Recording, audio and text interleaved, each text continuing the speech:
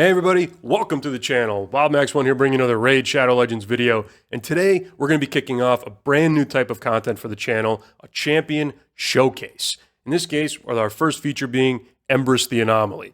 This showcase was inspired by a viewer request to highlight some of Embrys' performance outside of the arena and show what other game modes he can really help carry your account in. If you're looking for more of a full breakdown of Embrys' skills, along with best builds and a showcase of what he can do in the arena, check out my existing full champion guide on Embrys, linked in the description below. And with that, let's get into the showcase.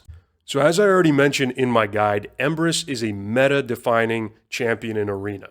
In his base form A3, he has that guaranteed stone skin strip with the buff conversion, he's got true fear, and in his second form he becomes an incredibly powerful nuker. So for my Embrys, I chose to focus around that second form and build him in sets that were going to support him to hit as hard as possible and be survivable. So I have him in 4-piece stone skin and 4-piece lethal. Now, just because I've chosen to go this route with my Embrys doesn't necessarily mean that he's only going to be good in arena. He actually shines in a lot of different PvE game modes, and we're going to take a look at those right now. So the first place I want to show off Embrys is going to be in the dungeons, Ice Golem Peak. Let's just go left to right for all the dungeons that he's useful in. So let's start off with Ice Golem 20, something you might be running for like a Dungeon Divers or something like that, or if you're just farming it. I have him running as the sole damage dealer in this comp, and he's going to be running with 4 food champs. So let's see how it goes. So I have him set up for AI to switch to his Form 2 immediately, as he just did, and then to prioritize his A3 and then his A2. And then, as you see there, even though he only has one AoE nuke, whenever he does kill somebody in a wave, Necrosis applies to everyone else. So you can speed up the run that way too. Necrosis will add up damage if you do this on higher difficulties. Now, I haven't tested to see how high I can take it without it failing, with it just being Embrys. But in this case, we're just showing, an efficient way to be able to use your energy, level up some food, and then get some gear out of it at the same time, and maybe some Dungeon Divers points. So Embrys is just going to keep getting stronger, and we're now getting to the Ice Golem. Now, the ads on a 20, you're not really going to be as concerned with them, right? Like, they're not really going to be as big of a deal as on Ice Golem Hard 10 or something like that. As you can see over there, he's already managed to kill one of them, block its revive, and there goes the second one. But in this case, it's just to showcase that he can do this for you even on a more difficult, content. So now it's just going to be about Embrys beating down the Ice Golem and surviving his damage. The nice thing about Embrys' second form is that the thing that really enables him to have a failsafe and extra damage on bosses is his passive. If a boss does manage to put through a hit hard enough to kill him, his Degenerator passive is going to revive him, and it's going to reflect damage, 50% of the excess damage of that hit onto the boss. So between that and his A3 self-heal, which also restores all of his max HP, Embrys is set up pretty well as a solo champ in this case. So here we see he's just making his way through slowly. It's not the fastest run, but he is starting to do more damage as he uses more A3s and gets more ignore percent defense. All right, let's finish this up, and then we're going to go to another dungeon. Another thing I wanted to mention about Embrys is I don't have him speed tuned for any of these. As you'll probably see, he is just in my PvP gear, so I have him as fast as possible for as hard as he hits. If you want to make specific speed tunes with maybe you run him alongside like a debuff or something like that, then you're going to have to figure that out for your own composition. But as you can see, very effective. All the food champs leveled up. Embrys got it done in just over 2 minutes. Next dungeon I want to showcase is going to be Dragon's Lair. So once again, we're going to do 20, and Embrys is going to be set up the exact same way as he was for Ice Golem. I am not changing his build for any of the showcase today. Now, I expect that this one's going to go a little bit faster than the Ice Golem one just because this is a favorable affinity in this case on Dragon 20. But now that all the Food champs are dead. They're not going to be wasting any more turns, and Embrys should make his way through this pretty quickly. Now, for the same reason that, as you see here, those necrosis stacks, I actually think that Embrys is going to be pretty effective in Doom Tower for you if you decide to use him there. Even though he's a little bit slower at clearing than somebody like a Seer or somebody else, if you have him as your hardest hitting in your best HP nuker gear, he will be able to get you through some more difficult Doom Tower stages. He's got the disruption on his A1, which you can manually swap to, and then switch to his second form, his alternate form, and then just use that to clobber them down, keep necrosis on them, block revive, and make your way through it. All right, so we're already at a minute, and he's more than halfway done with the dragon. Yeah, this is a great way if you want to make sure that you get some food champs leveled up while getting through, getting some points for either a dragon tournament or a dungeon diver or whatever it is. This is a very solid option and works just as well as pretty much any solo champ. Now, Ice Golem and Dragon 20 is one thing. There's a few champs that can actually solo that, including a UDK in Poison set. But a place where Embrys can really show off is in Sand Devil 25. There are not a lot of champs that can solo this, if any. And so the fact that he can get this done on his own is very impressive. Now, mine, as you can see, is not awakened at all. He's definitely missing some stats. And in between feasting swarms on the Sand Devil, I have failed this a few times in testing. So in this case, we're just going to show he is able to take that first feasting swarm because of his stone skin. And then after that, we're off to the races. And all he needs to do is keep himself alive using that A3 by healing himself and restoring his max HP, and then making sure that he takes enough turns in between the feasting swarms to survive them.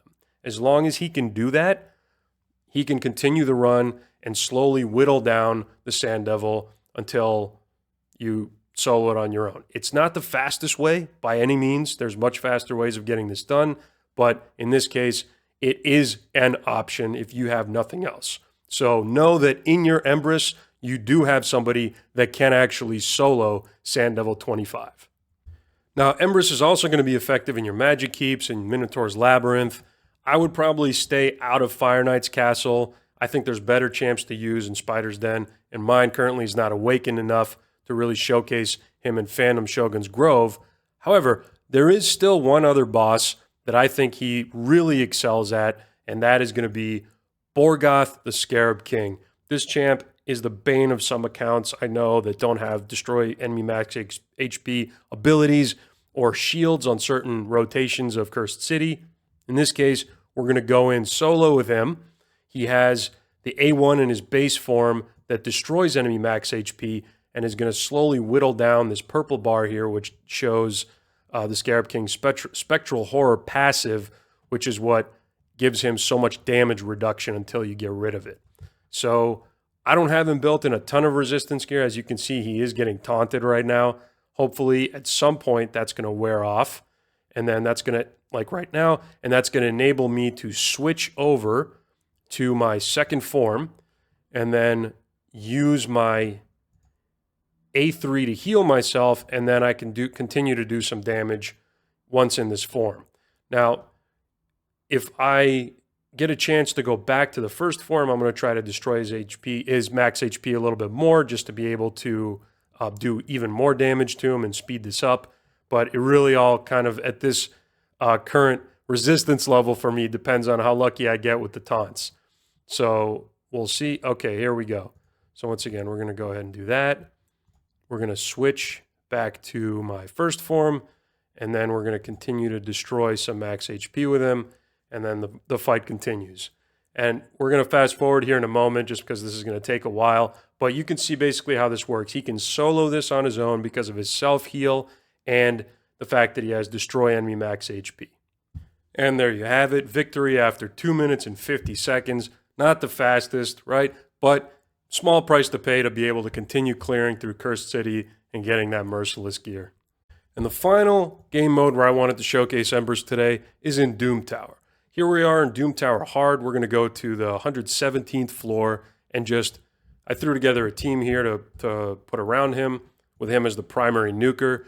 And obviously he's going to be effective in wave-based content as a disruptor in his first form, right? He can swap the debuffs to swap ups to debuffs, and then he can also apply True Fear. But in this case, I really just wanted to show that he can also be your wave clear champion if that's what you need from him. He hits hard enough in his alternate form where that's going to be a viable option for you. All right, so we're going to speed boost with Arbiter. Speed boost with Arbiter. And apply block buffs with Fady. Then, even though he's not built for accuracy, let's just see. He's still able to get a couple of True Fears out there. We're going to switch him now to his alternate form. Use that A3. Uses A2. And boom, there they are. Gone.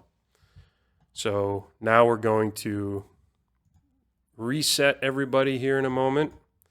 And then we're going to do it again. All right, let's get the Fady. Here we go. And there he goes again. We're going to once again buff up his ignore defense. And even though he didn't kill everybody here, maybe a Helm Smasher proc that didn't go off or whatever, they are under necrosis, under increasingly stacking necrosis. And with his counterattacks, he's killing them so that they can't be revived if there were a reviver on this Doom Tower floor. And we can just see that he's already pretty much won this one. Even if he is killed right now and we didn't have a reviver, he has his Degenerator passive to get him through it. So, yeah, there we go. We can just play this one out on auto as he kills the remaining couple champs here. And that's that. He is an excellent champ all around. I think that there is, other than Fire Knight maybe, and maybe Spider's Den, because you can't really take advantage in his alternate form of the Generator passive in Spider's Den. There's not one big hit that goes in that he can reflect back. It's more a lot of, I guess the Spider does have that, but it's usually death by 1,000 cuts with all the little Spiderlings. So that's why he's not as good in that one.